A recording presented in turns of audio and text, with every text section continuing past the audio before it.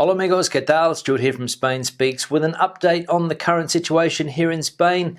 Day 119 of the current situation. Firstly, a big thanks to all of the people that left comments on the last video. Lots of comments, lots of debate happening there as usual. Big thanks to the people that supported the channel through a small donation. You can see your names here. Thanks to people that bought merchandise, and a big thanks to my patrons on Patreon for your support and helping me make more videos. Now, let's have a look at some of the news that has caught my attention over the last couple of days. And Spain is continuing with its message that this is a safe country to visit this summer, trying to get foreign tourists to come here this year and spend those tourist dollars in this country and not stay at home and have a staycation. And the government has announced that it will deploy 40,000 police officers this summer to ensure the safety of tourists. More than 40,000 national police and civil guard officers have been deployed in the autonomous communities of Andalucía, Asturias, the Canary Islands, Cantabria, the Valencian community, Galicia, Madrid and Murcia, as well as the Balearic Islands, because of what's known as Operation Summer, which began on July the 1st and will last until August the 31st. Although in the Balearic Islands, it will remain until September the 30th. So if you come to Spain this summer and you go to one of those destinations mentioned there and you see a lot of extra police and civil guard around the place, don't be alarmed. They're just there to protect the tourists and obviously to make sure that the new rules and regulations are carried out, such as social distancing, limited capacities in bars and restaurants, sanitary stations in those places where people can wash their hands, etc., and also to make sure that people are wearing masks when out in public spaces. Now, if you've been following the news here in Spain over the last couple of weeks, you will know that there are various scandals happening. One is with the political party Podemos, and there's another one with the former king, and of course the monarchy has also been brought into that problem as well. And Podemos is now trying to divert attention away from itself by questioning the role of the monarchy here in Spain, questioning the system in general, and whether a constitutional monarchy is the best solution for this country. Of course, we know that Podemos is a Republican party. They don't like the monarchy. They want to get rid of it as soon as possible, and they've opened the debate about whether Spain needs a referendum on the topic. Of course, here in Spain for the last 10 or 12 years, there's been scandal after scandal after scandal involving the royal family. There was a problem with the current king's brother-in-law many years ago, and now there is a problem with his father and the allegations of corruptions which surround the former king. Apparently, there was a scandal involving the sum of 65 million euros, and the recipient of that money from Spain's emeritus king claims that it was a gift and not a bid to hide the funds. Now, remember, the royal family here in Spain doesn't have the financial wealth of some other royal families around the world. They live off a budget that is provided by the government and the taxpayers here in Spain. Not exactly sure on the exact quantity, but it's a comfortable amount of money for any family to live on. And the former king, as we can see, obviously didn't feel that that money was enough and looked for other ways to fatten his bank account. Like, for example, taking commissions on contracts that he brokered in foreign countries, namely countries like Saudi Arabia. Now, another story that caught my attention was a man who was infected with the coronavirus, and he managed to travel from Madrid to Vigo on a bus with no problem at all. And when he hopped off the bus in Vigo, the first thing he did was take a taxi and go to the hospital, where he was put into intensive care. Now, of course, authorities have to track back and find the other people that were on the bus with him. We can see here that the bus that arrived in Vigo with the patient left travelers in Benavente, Orense and Pontevedra. The bus traveled almost full, and the man traveled to hospital by taxi. 49 people were on the bus. 13 of the travelers on the bus have been placed in home isolation and under follow-up, and the 44-year-old man in question went to Madrid in order to look for a job. So a bit of a strange case there, but again, it comes down to personal responsibility, and should you be hopping on public transport if you are infected with this virus at the moment and risk spreading it to other people. Now, apparently there's a problem this year with illegal parties in places like Mallorca. We can see here that that illegal parties are playing hide and seek.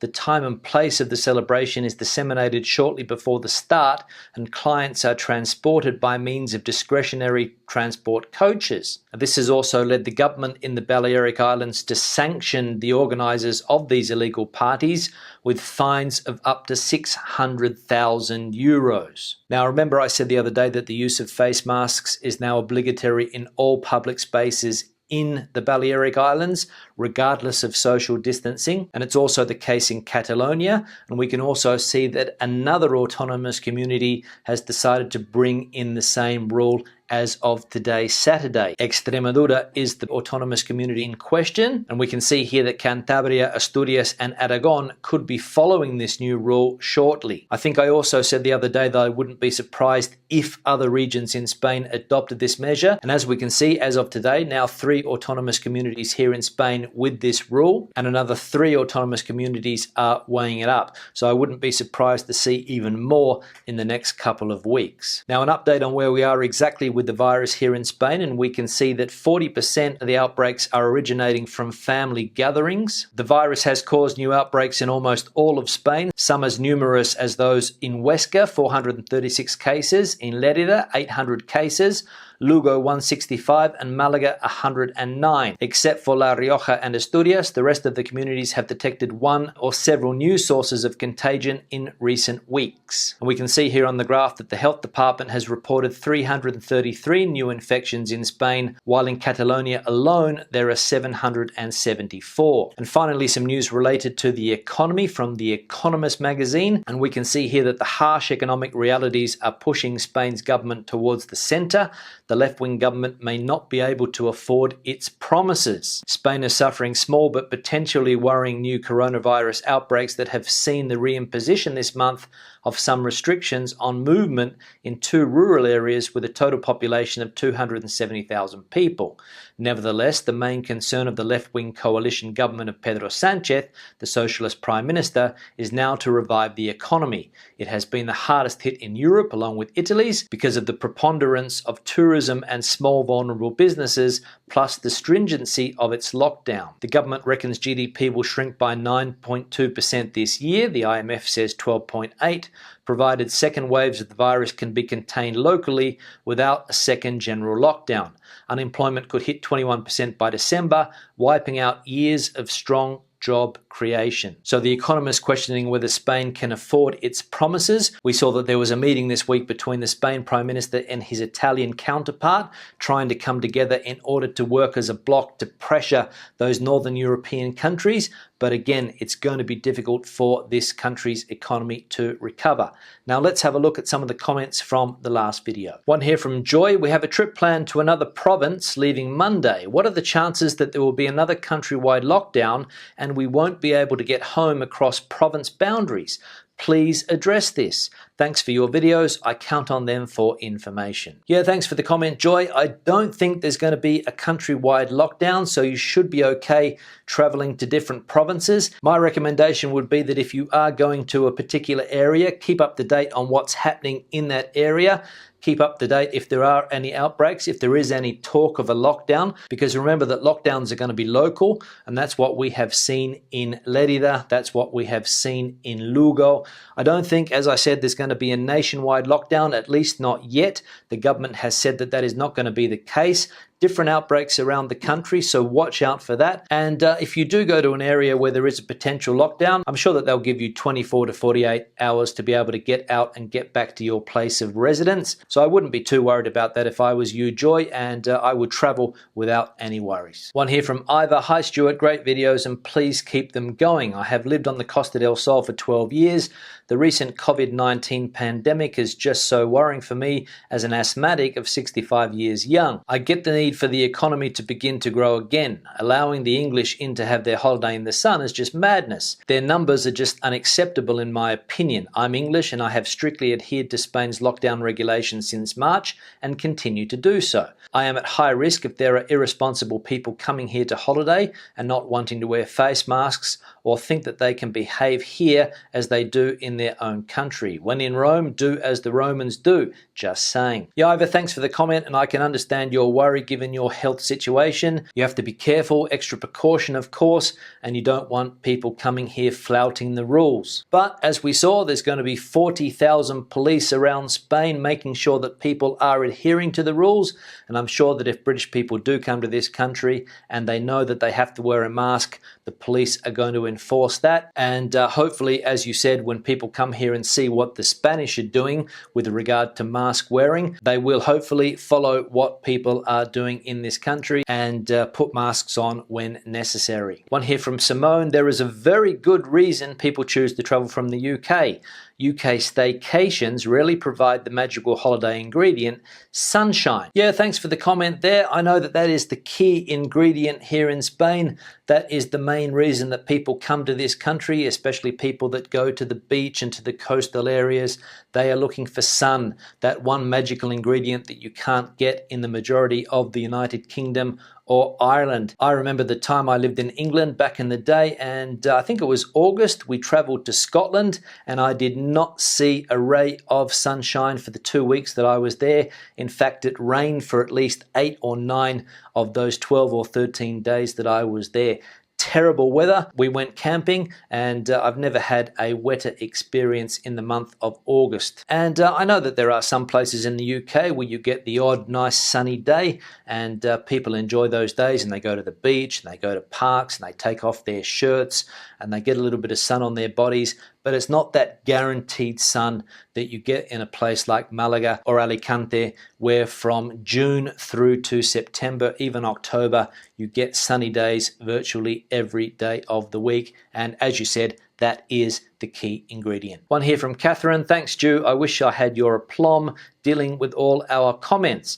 By the way, I loved your videos on northern Spain. The only thing that has kept us from Galicia so far is the weather. We already have rain and cool weather here. It doesn't seem like a summer holiday to experience more of it, but we'll be there one day soon, I hope. We visited San Sebastian in July 6 years ago, and out of the 3 days, 2 were rainy and cool. Bilbao was far warmer, and Saragossa and Aguilla Blava, fantastic. Oh, I miss Spain. Yeah, thanks for the comment, Catherine. As I said, a lot of people only come to this country looking for sun. The north of Spain, of course, is the opposite there. You can get some very good weather in the north, don't get me wrong. Half of July, the whole of August is normally a good time of the year to visit there. Of course, you're going to get the odd rainy day in Asturias. You're going to get the odd rainy day in the Basque Country, Cantabria, Galicia. It's par for the course in that part of the world. But as I have said on many occasions, the reason those areas are green, like the UK, is because they have a lot of rain. And that's also part of the reason that I like that part of the world, because here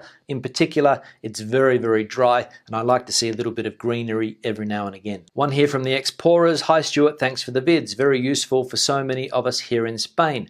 We travel full-time in our camper when possible, but have a home base in Cádiz province. We won't be leaving Spain as planned over the next few months due to COVID, but instead we are touring Spain, so good to keep up with your updates on the current situation here. Do you know if the new mask rule in Catalonia and the Balearic Islands means that you have to wear them the whole time, like literally? Driving, spending all the day at the beach, walking in the countryside, that's going to be tough going in the heat of the summer. Cheers. Yeah, thanks for the comment. I'm not 100% sure on exactly how strictly those rules are going to be enforced.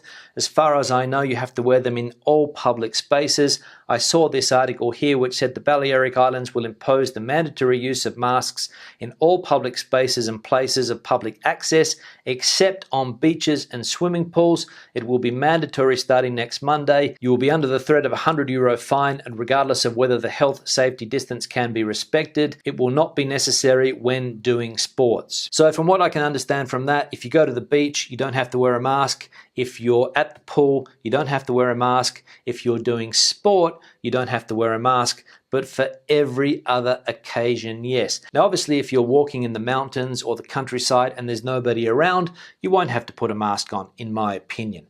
But if you come into contact with other people or you go to a crowded area, then that mask wearing rule has to be enforced, and obviously to avoid those fines, because I imagine that the police are going to crack down on people. And I have seen it over the last couple of days, the police stopping people that are not wearing masks in the correct situation. One here from Thilo. Stuart, any chance you are going to make a video about the city of Vigo in Galicia in the near future? I really enjoyed your video of your recent trip to Lugo. Stay safe, mate. Yeah, thanks for the comment, Thilo. No plan to go to Vigo just yet. I will make it there in the future. I have plans to do more extensive traveling through Galicia, Vigo, Pontevedra, Santiago de Compostela, A Coruña are places that I would like to visit. Orense is another place that is on my list. Maybe for September, maybe for October, I don't know. But I am planning to travel to more places as soon as I can. But I'm keeping a close eye on the health situation to make sure that that's going to be possible. But Vigo is definitely a city that is on my list. I haven't been there for a long time. I went there many, many times in the past when I was spending more time in Galicia. And it is a city that I enjoy in the north of Spain. And finally, one here from David. I think Spain does not have the capacity to deal with this crisis. Yeah, David, thanks for the comment. To be honest, I don't think there are many governments around the world that have the capacity to deal with this. As we have seen, the politics behind this has been a little bit confusing. In Australia at the moment, in the state of Victoria, the city of Melbourne, very confusing for people living there. They just can't seem to control the health situation, and it's leading to utter chaos and confusion amongst the population. Here in Spain, it was very chaotic and the government did struggle, but we saw that the UK struggled. We saw that the United States is struggling. South American countries terrible at the moment. So it's a real problem for politicians to get this thing under control. And to be honest, it doesn't help when there are still so many people around the world that just blatantly don't listen and don't believe what they're being told. On that note, I'll start to wrap the video up. Questions or comments, please leave them in the section below. Debate the video out as you normally do. Give it a thumbs up if you liked it, thumbs down if you didn't. See you in the next one. Hasta luego.